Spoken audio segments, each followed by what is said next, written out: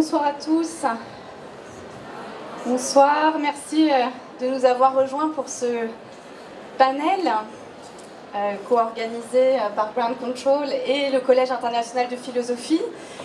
Donc le thème qui nous a été donné de traiter et à quoi nous allons réfléchir ensemble s'intitule donc la poésie comme résistance du vivant par le langage. Voilà, donc j'aimerais commencer au fond par interroger précisément ce titre, les concepts qu'il véhicule. Un titre avec ce verbe, rendre, résistance, pardon, ça commence bien. La poésie comme résistance du vivant par le langage, qui résonne un peu comme une aspiration, une espérance, et au-delà même d'une espérance, d'une confiance. Une confiance dans un certain type d'usage du langage. On va voir, évidemment, il s'agit d'un usage poétique, créateur du langage, mais avant même d'envisager cet usage créateur, poétique, on a, à travers ce titre, l'idée que le langage ne fait pas que désigner des choses, ne fait pas que dire les choses, le réel. Il n'est pas simplement un outil qui classe, qui nous permet de mémoriser les choses, les êtres, de les ordonner pour pouvoir s'en servir dans nos actions, dans nos pratiques, pour manipuler ces choses que l'on désigne. Il y a aussi l'idée que les mots, ça n'est pas justement que des mots, que du vent précisément. Ça n'est pas que un souffle de voix, un mot, une parole. Les paroles ne seraient pas que des paroles, précisément. Le langage œuvre et fait œuvre, c'est ce que évidemment sous-entend ce titre. Il fait œuvre, il produit des effets, il produirait en tout cas des effets, c'est un petit peu ce que ça présuppose. Et il le ferait de plusieurs manières. Alors, il y a certains types d'énoncés, justement,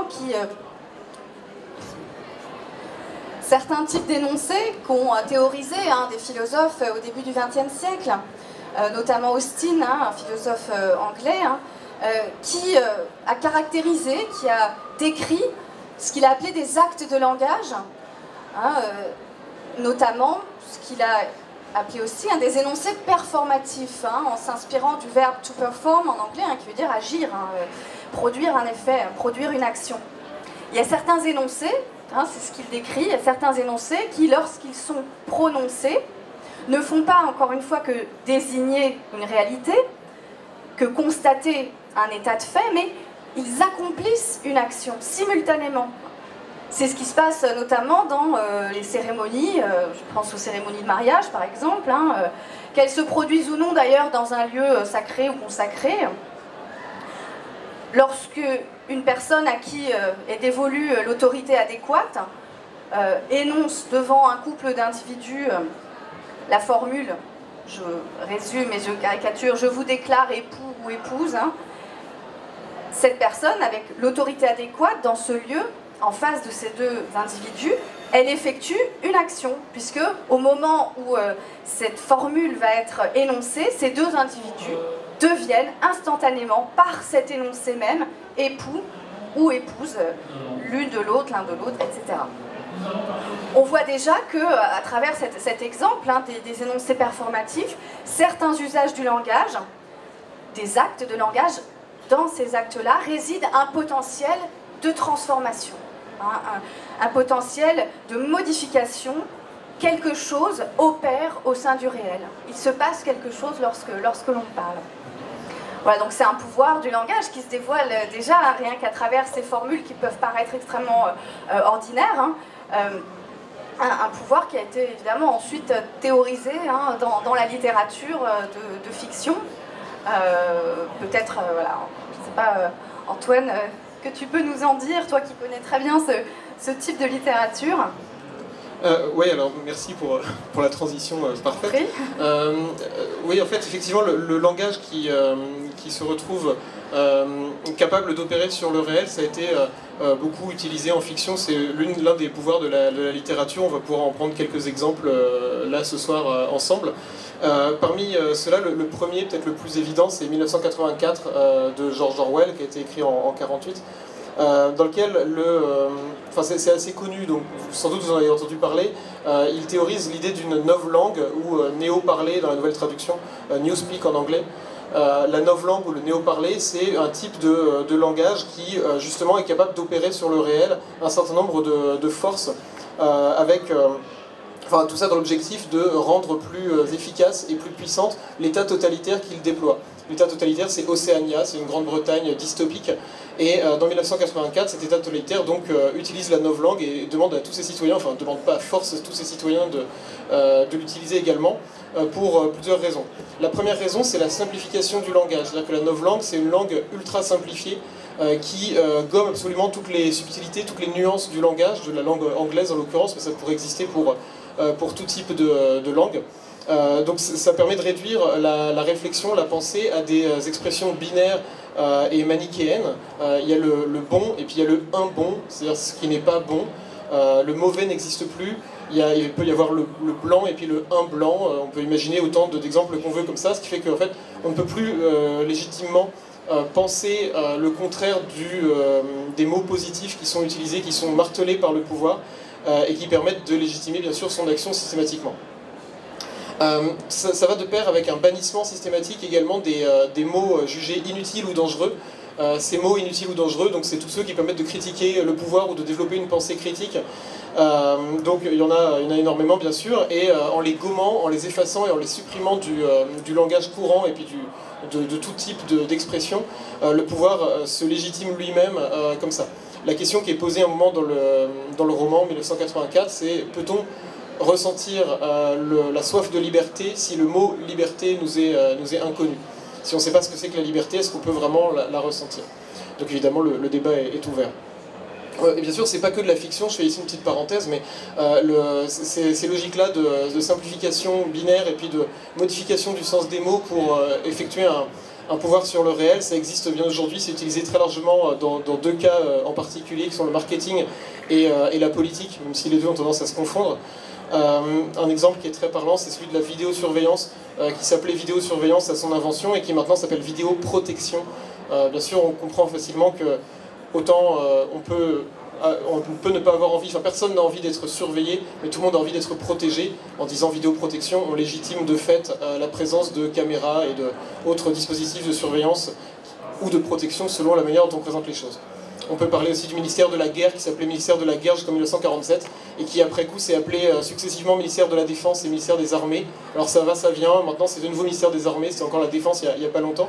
Voilà, encore une fois, dire qu'un ministère est dévolu entièrement à la guerre ou à la défense, ça ne donne pas le même effet, quand bien même les opérations militaires derrière ne changent pas forcément radicalement.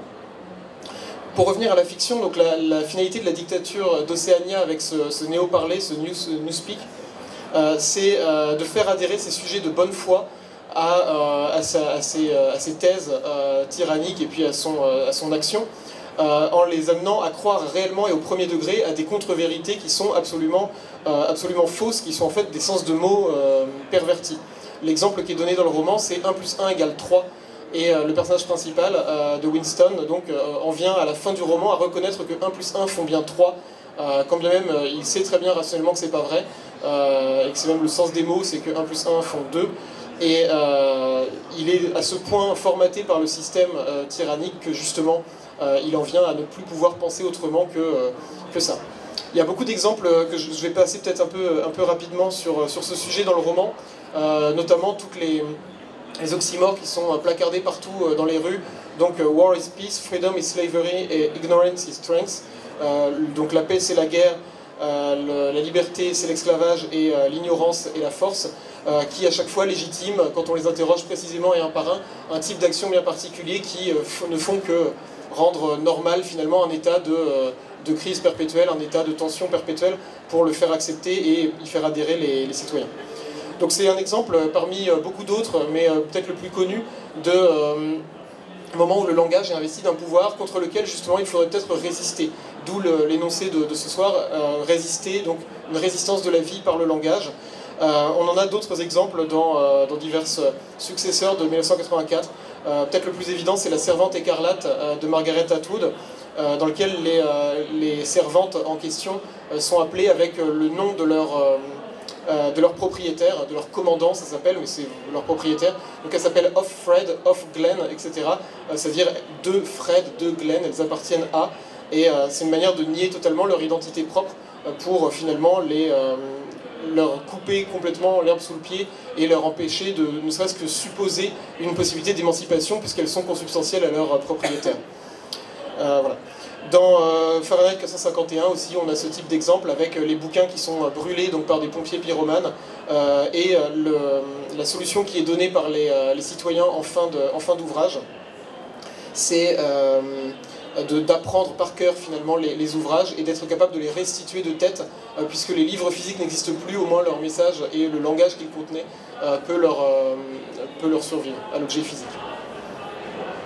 Est-ce que ça éclaire un peu Oui, complètement. Alors, c'est intéressant que tu parles de 1984 parce qu'au même moment, on a un obscur à l'époque, évidemment, philologue, spécialiste de la pensée de la littérature française du XVIIIe siècle, un Allemand, Victor Klemperer, qui développe le même type de réflexion, alors non pas évidemment sur le mode de la fiction, mais dans un journal justement, par l'écriture, pour lui-même, il finit par...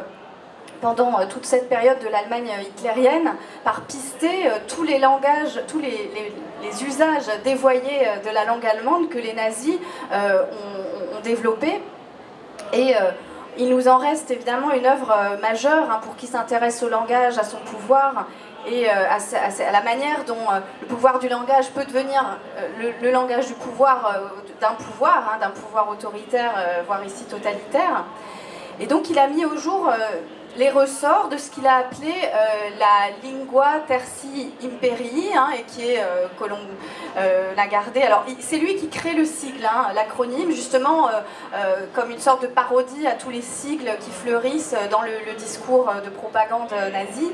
Donc, la LTI, la langue du Troisième Empire, du Troisième Reich. Donc un usage, encore une fois, dévoyé de la langue allemande par les nazis, un usage qu'il compare à un empoisonnement, à une contamination de la langue ordinaire, et qui évidemment ressemble à s'y méprendre à ce novlangue qu'évoque Orwell dans 1984, qui lui s'inspirait plutôt, tu me détromperas éventuellement, du stalinisme en fait, du totalitarisme, voilà, et du franquisme, tout à fait.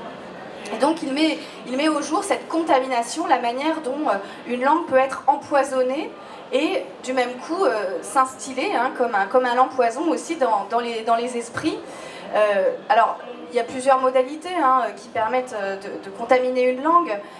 Ce qui est le plus évident, c'est l'appauvrissement, c'est la déperdition du vocabulaire, du lexique, des tournures de phrases. Donc voilà, la perte, l'appauvrissement, plus de mots. Alors, il me semble que justement, le novlangue orwellien, l'enjeu, c'est de supprimer de plus en plus les mots. C'est qu'il y en ait vraiment de moins en moins. Et c'est véritablement une forme de succès que revendiquent les autorités dans 1984, du fait que les mots disparaissent. C'est vraiment un exploit, en fait. Donc ça, c'est la première modalité. J'y reviendrai parce qu'elle me semble très intéressante si on réfléchit sur le langage et le vivant, puisque la vie, au contraire, c'est la profusion, c'est la richesse, c'est la créativité, toujours recommencer finalement. La deuxième modalité, peut-être, c'est l'homogénéisation. Voilà, une langue qui devient extrêmement homogène, qui fait disparaître les différences, les nuances, toute cette myriade de mots possibles pour exprimer ce qui semble être une seule et même chose. Donc une homogénéisation, puisque les discours, les paroles sont contrôlées, tout passe par les autorités qui vérifient la conformité de ce qui va être publié ou exprimé ou dit publiquement avec l'idéologie dominante. Donc une homogénéisation, et puis quelque chose d'autant plus intéressant, je trouve, par rapport à cette réflexion sur le vivant, une mécanisation du langage, la façon dont le langage des machines, du mécanisme, de la chaîne de montage, qui renvoie à la chaîne de commandement, investit totalement la pensée à travers le langage. C'est-à-dire que voilà, tout ce qui est vivant, c'est-à-dire tout ce qui est imprévisible, tout ce qui est incontrôlable, incertain, inquiétant, étrange, est totalement nié, effacé de des usages du langage. Le langage se mécanise en adoptant, en assumant ce vocabulaire, encore une fois, du mécanisme. Voilà, et donc l'idée c'est d'anesthésier, hein, on parlait d'empoisonnement, de contamination, c'est d'anesthésier toute pensée. Et c'est d'autant plus efficace que c'est fait à une échelle extrêmement réduite. Klemperer parle des doses d'arsenic, hein, que représentent ces mots et ces expressions qui reviennent sans cesse, y compris dans la langue ordinaire. Il dit même à un moment, il en est tout confondu et il s'aperçoit que lui-même finit par parler de cette façon-là. Il a beau être prévenu contre cet appauvrissement, cette perte et cet empoisonnement, lui-même, il se voit contaminé par ces usages totalement dévoyés.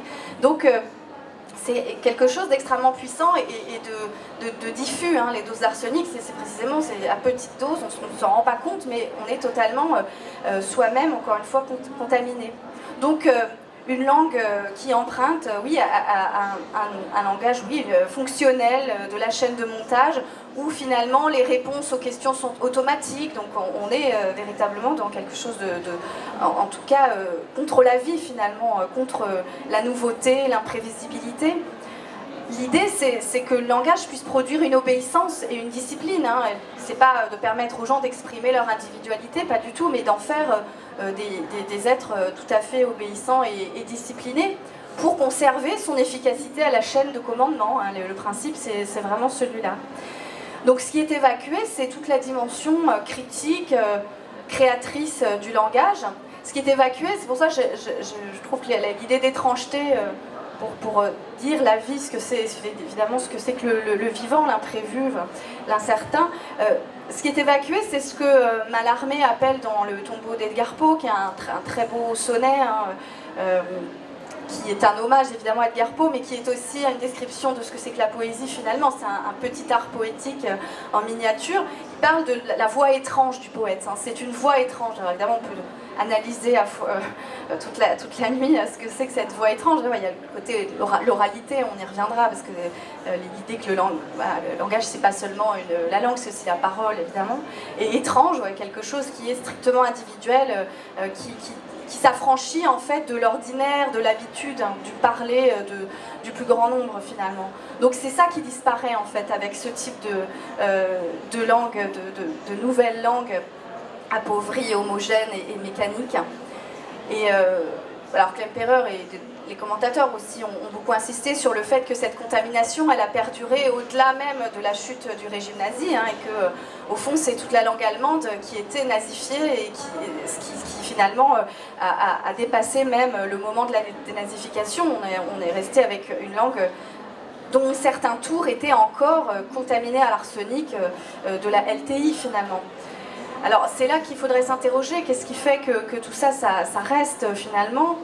C'est que, encore une fois, on va y revenir avec nos exemples littéraires notamment, hein, c'est qu'on pense dans la langue. C'est un peu une tarte à la crème, mais ça va pas de soi non plus, hein.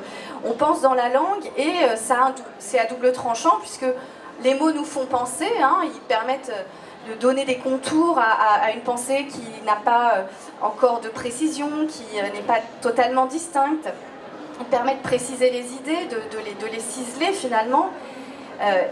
Du coup, lorsque les mots manquent, lorsqu'il y en a de moins en moins, lorsque perdre des mots, appauvrir la langue devient un exploit pour un régime totalitaire, la pensée elle-même se rétrécit. Donc la liberté qui ne peut plus se dire, elle n'est plus pensable et elle n'est plus vécue finalement, elle n'est même plus une aspiration, elle ne peut même plus faire l'objet d'un désir puisqu'elle n'a plus d'existence.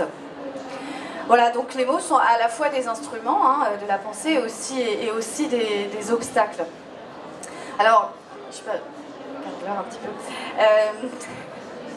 peu.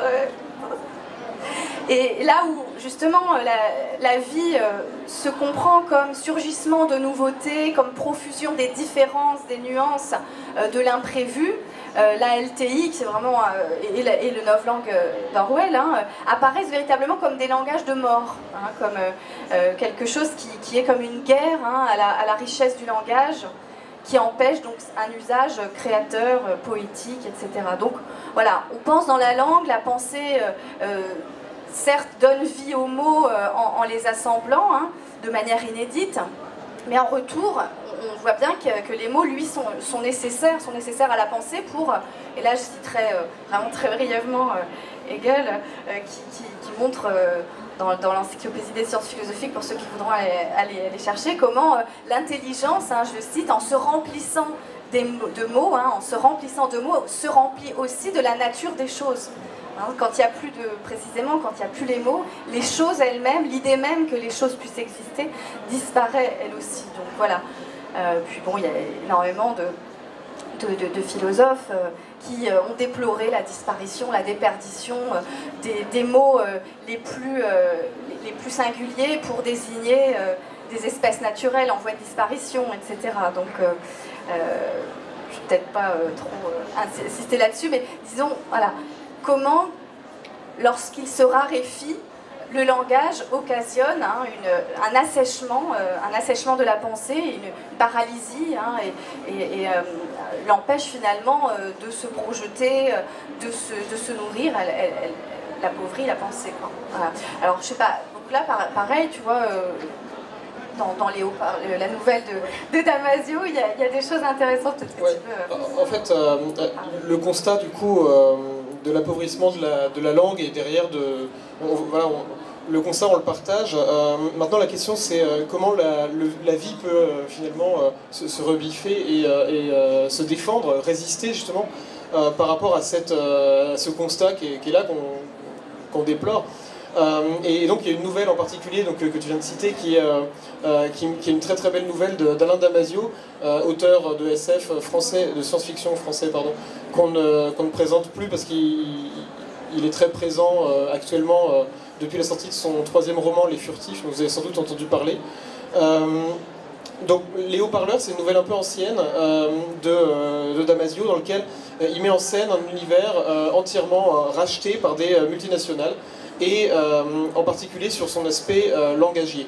On a en fait un langage qui a été racheté brique par brique, mot par mot, par deux entreprises qui s'appellent la World Co et la Lexicon Inc., qui ont privatisé le langage, comme l'a pu l'être également la météo et j'imagine la totalité de la vie de chacun.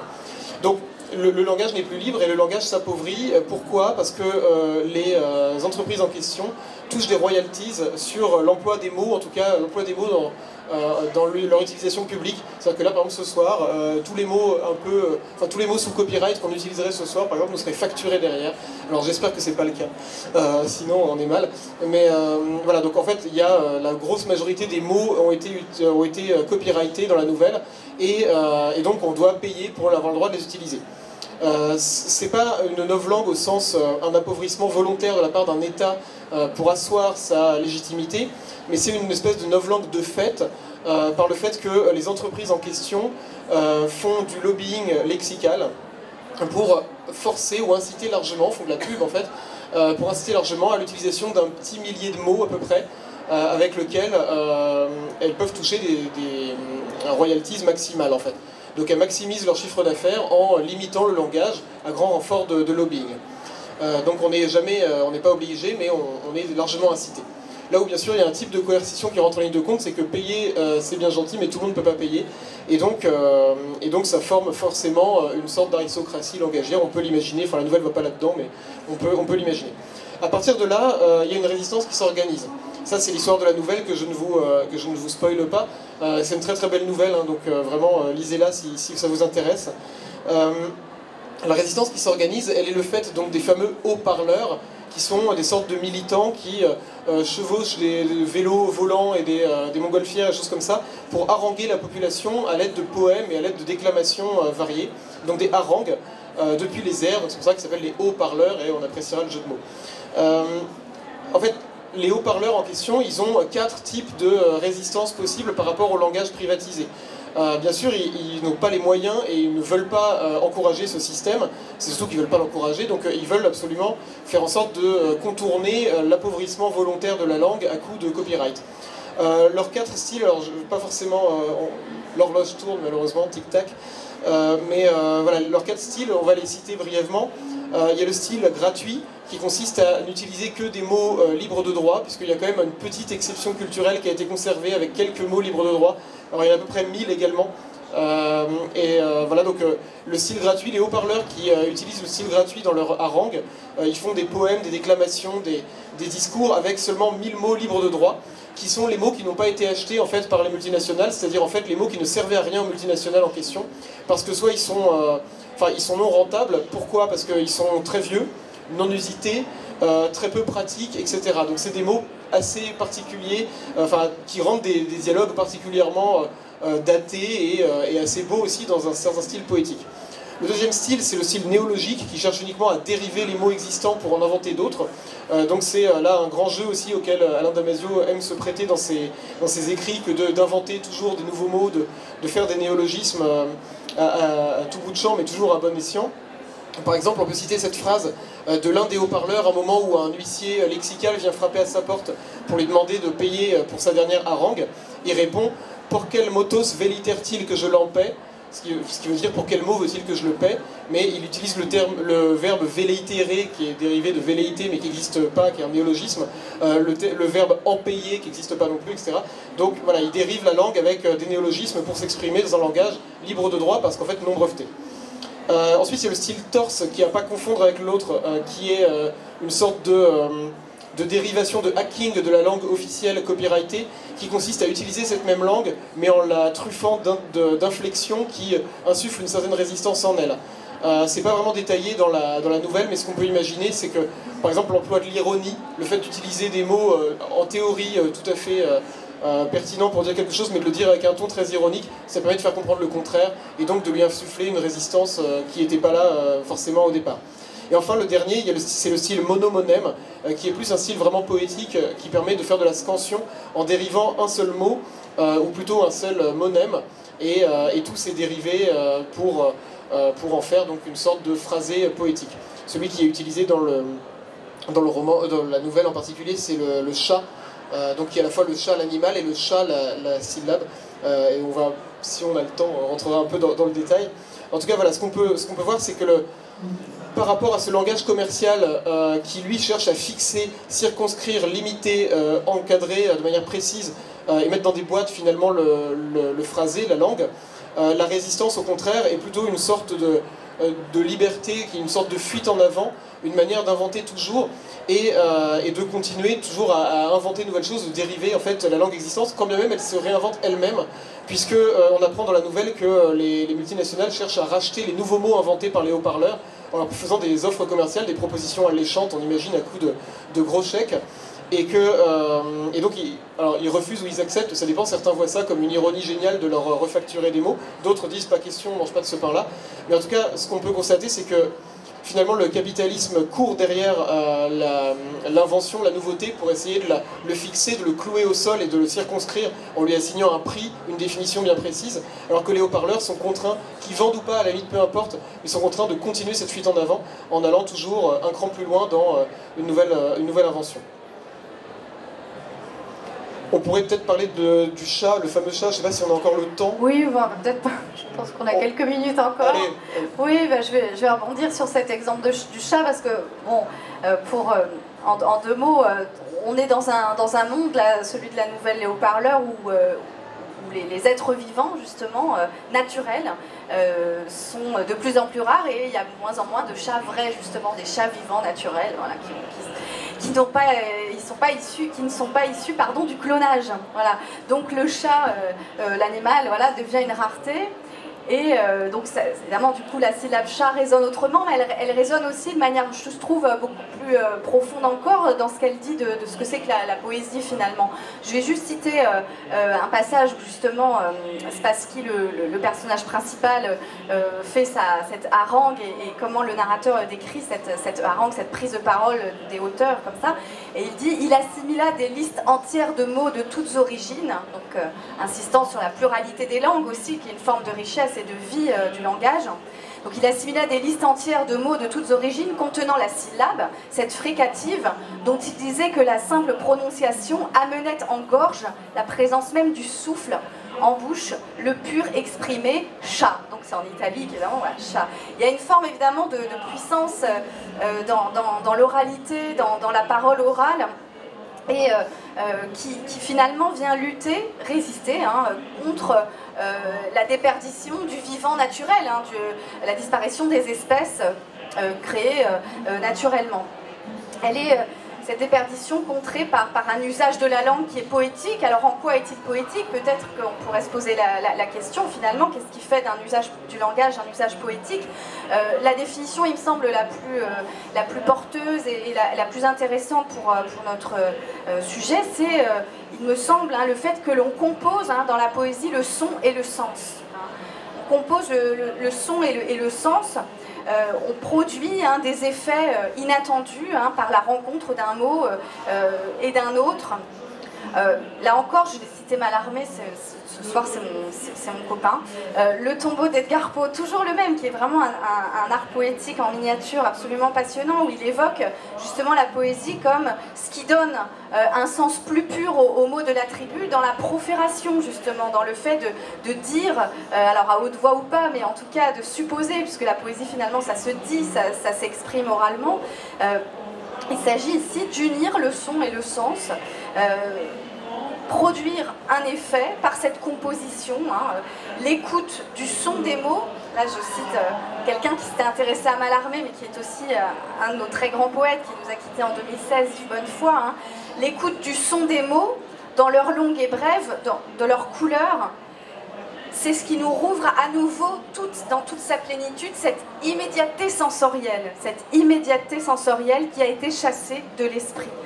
C'est faire surgir finalement par le son, par la parole et sa dimension évidemment orale, finalement la sensation dans sa singularité. C'est un peu de cette manière-là, manière finalement de faire surgir le vivant dans la rencontre du son et du sens et l'effet que ça produit en nous finalement. Et là évidemment, là encore, ça semble une tarte à la crème, mais je ne sais pas si on connaît encore par cœur toutes ces phrases, donc c'est dans Crise du Ver, hein, toujours Mallarmé. Je dis une fleur, point d'exclamation, et hors de l'oubli où ma voix relègue aucun contour, en tant que quelque chose d'autre que les calices sus, hein, c'est vraiment la description de pétales de la fleur, hein, musicalement se lève, idée même et suave, comment une idée peut être suave, hein, là on est dans l'incarnation totale, idée même et suave, l'absente de tout bouquet, une fleur, voilà. Donc c'est ça qui se passe dans le poème, hein, la présence sensible, hein, qui fait retour dans les mots. Et évidemment, il faut rappeler que poésie, hein, ça vient de poiesis en grec, qui signifie produire, faire exister, amener à l'existence justement quelque chose de totalement nouveau. Donc dans la poésie, il y a toujours une forme de création et donc de présence d'une nouveauté. Hein. C'est un peu comme ça qu'on pourrait travailler cet usage poétique du langage qui permet justement de résister à la disparition et à la mort finalement. Je ne sais pas si tu veux ajouter quelque chose. Je pense qu'on pourrait avoir plein d'exemples, on pourrait en citer beaucoup dans la littérature, notamment on pourrait aussi donner la parole à la salle, parce qu'on a déjà dépassé de 5 minutes notre créneau. On a un micro là, je ne sais pas si est-ce que quelqu'un a quelque chose à dire? Il y a une voix qui porte suffisamment pour qu'on puisse l'entendre. Oui, mais est-ce qu'on a quelqu'un qui va passer le micro? Involontaire, sinon on continue. Hein. On est capable. Des remarques, ça peut être des remarques, des choses, ou alors des critiques sur ce qui a pu être dit. La première question étant toujours difficile. Ah, c'est toujours difficile. À défaut de question, je vais faire une réponse. Par avance. Pas vraiment une réponse, mais en fait, on a cité, donc, je disais, il y a beaucoup d'exemples qui peuvent aller sur cette idée de poésie et comment la poésie allie le son au sens. Là-dessus, vraiment, Damasio est un cas d'école, parce que, alors, pas encore un cas d'école dans le sens où il a une œuvre certes passionnante et très bien fournie, elle reste encore en construction permanente, mais l'œuvre de Damasio dans ses deux romans les plus récents en particulier, qui sont La Horde du Contrevent, que j'ai étudié moi en grand détail dans mon bouquin, et Les Furtifs, qui sont celui qui vient de sortir cette année, enfin en 2019, dans l'un comme l'autre, en fait, il pousse assez loin l'idée de langage et comment le langage poétique peut avoir en soi avoir une force de résistance ou d'action sur le réel pour contrer des pouvoirs qui sont les pouvoirs mortifères de l'assignation, de de la grande récupération, la grande lessiveuse finalement qui lessive le subversif pour ne garder que du langage, son aspect strictement descriptif et du coup non poétique. Je précise au passage que les chats dans les haut-parleurs, non seulement ils sont clonés pour être vendus très cher, donc des chats angora qu'on imagine magnifiques, etc. clonés, mais les chats non clonés, en fait, ils sont abattus volontairement aussi. C'est pas simplement qu'ils disparaissent, c'est qu'on les clone, ils sont abattus exprès pour qu'on puisse vendre des chats clonés derrière. Mais donc du coup, en particulier dans la Horde du Contrevent, on peut voir un exemple de ça dans l'opposition en fait entre verticalité et horizontalité. Finalement, c'est entre une vision du monde qui serait transcendante d'un côté, c'est-à-dire descendante, et une autre qui serait immanente, apprise du contact avec le monde. Donc la Horde du Contrevent, en deux mots, ça me frustre beaucoup de dire que deux mots, mais c'est donc un monde battu par un vent unidirectionnel, une sorte de couloir qui sculpte le décor et dans lequel des personnages doivent le remonter à pied en formant donc une horde, c'est-à-dire un groupe soudé et interconnecté, pour aller à l'origine du monde, à l'origine du vent, ce qu'il suppose être la réponse à toutes les questions métaphysiques de l'humanité. Et donc au début on en est là, et on sait que le roman va nous emmener vers, d'une manière ou d'une autre, une forme de conclusion sans savoir ce qu'elle sera. Et donc tout le monde y va de son hypothèse, qu'est-ce qu'il y aura au bout, etc. C'est un roman magnifique, c'est un chef-d'œuvre absolu. Voilà. Et donc dans la Horde du Contrevent, à un moment les personnages arrivent dans une ville qui s'appelle Alticcio, et qui est une ville très très verticale, dans laquelle ils rencontrent l'exarque, qui est le monarque local, et ils constatent qu'il ne parle jamais, sauf quand sa parole peut faire directement acte. C'est-à-dire il parle pour condamner, pour fermer une porte. Alors, il y a une grande porte qui s'ouvre ou qui se ferme, il peut l'ouvrir ou la fermer sur une simple décision, pour mettre quelqu'un au fer, pour bannir, pour exécuter. En tout cas, uniquement quand ça peut avoir un effet immédiat sur le réel. Ça, on peut rapprocher cette notion-là, donc très verticale, puisque lui ne fait rien par lui-même, mais il commande par sa seule parole. On peut rapprocher ça de la notion de pouvoir transcendant, par opposition à la puissance qui c'est celle des hordiers, donc les membres de la horde, qui eux ont également un pouvoir lié à la parole, qui s'appelle le nefesh, donc ça vient de l'hébreu, ça veut dire souffle de vie. Et ce nefesh, c'est la capacité de verbaliser des mots qui sont des sortes de mots de pouvoir, des sortes de formules magiques, si on veut le dire très très grossièrement, et d'avoir donc un effet sur le réel. Ces formules-là sont finalement des manières d'articuler du vent, en disant des mots tels qu'on le fait là. On articule du vent qui vient de nos poumons, qui remonte à travers la gorge, dans les joues, la langue, etc., et qui est expulsé, et qui se mêle finalement au vent qui constitue le monde entier, qui constitue les murs, les lieux, etc., les montagnes, que traversent les personnages de la Horde. Donc si on veut résumer ça, et encore une fois ça m'arrache un peu le cœur de résumer, mais en fait on peut dire que le fait d'articuler du vent, pour des personnages qui ont parfaitement conscience de ça, c'est une manière de mêler leur propre souffle au souffle du monde, et donc d'agir dessus.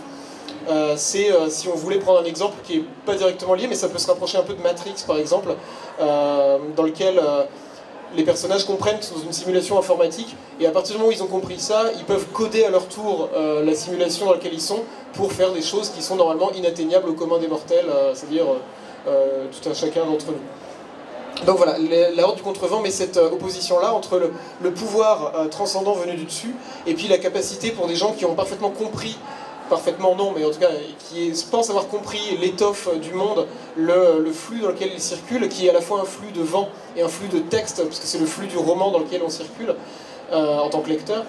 Ils peuvent à leur tour articuler le souffle et donc agir dessus. C'est pour moi une très très belle idée du roman, que de dire à la fois je parle, je suis un personnage de fiction, parce que je suis écrit, tout ce que je fais, tout ce que je suis, c'est du texte, donc je vais parler du texte à mon tour, et ça va agir sur le vent, puisque je suis moi-même issu du vent, nous sommes faits de l'étoffe dont sont tissés les vents, c'est la célèbre citation issue du roman. C'était la réponse à la non-question. Ah. Donc pas de questions, pas de remarques. Il nous reste 5 minutes, la sonnerie, c'est pour dire qu'il reste 5 minutes. C'était la première sonnerie. On ne quitte pas l'estrade. C'est toute une langue en fait, les sonneries.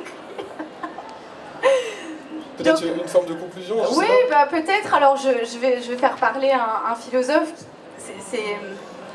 qui est assez ambivalent sur le langage justement. C'est là que ça devient intéressant pour comprendre vraiment ce qui se transcende avec l'usage poétique du langage.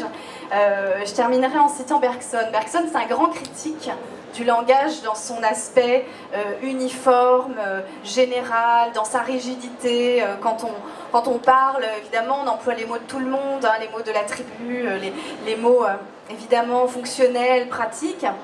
Et pour contrer finalement cette généralité dans laquelle toute individualité se perd, se confond, se dilue, il met en avant la nécessité peut-être, ou peut-être oui, l'aspiration qu'on aurait à devenir tous finalement poètes pour pouvoir justement exprimer les 1000 nuances fugitives, les 1000 résonances profondes, hein, je le cite, qui font nos sentiments, nos états d'âme, d'où évidemment l'intérêt d'une langue profuse, riche en vocabulaire, en tournure syntaxique, d'un langage qui se prête évidemment à un usage littéraire créateur.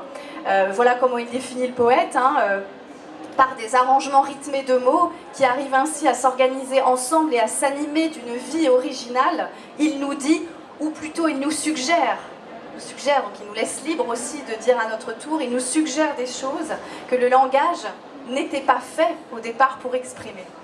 Voilà, je pense qu'on peut conclure sur cette belle phrase de Bergson. Donc, merci. Et vous remercier de votre écoute.